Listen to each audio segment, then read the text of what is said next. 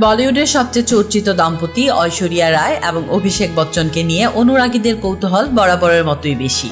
তবে এখন ঐশ্বরিয়া অভিষেক ছাড়াও এই জুটির মেয়ে আরাধ্য বচ্চনের লাইফস্টাইল নিয়েও চর্চা চলে প্রায়শই।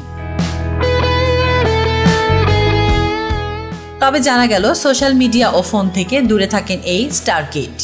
এখনকার ডিজিটাল যুগে যখন তরুণ প্রজন্মের বেশিরভাগই ডুবে আছে ফেসবুক, ইনস্টাগ্রাম, ইউটিউব এর রঙিন ভুবনে, সেখানে আরাধ্য বচ্চন একেবারেই ব্যতিক্রম। সেটি কিভাবে সম্ভব হলো তা সম্প্রতি এক সাক্ষাৎকারে জানিয়েছেন বাবা অভিষেক বচ্চন।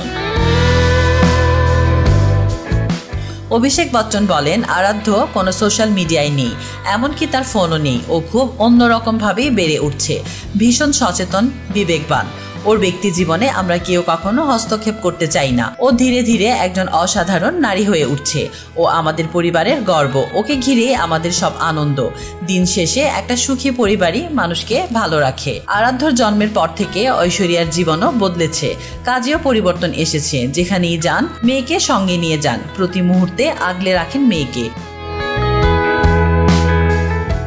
আরাধ্যকে বড় করে তোলার ক্ষেত্রে নিজের চেয়ে স্ত্রী ঐশ্বরিয়ার অবদান সবচেয়ে বেশি, সেটিও স্বীকার করেন অভিষেক।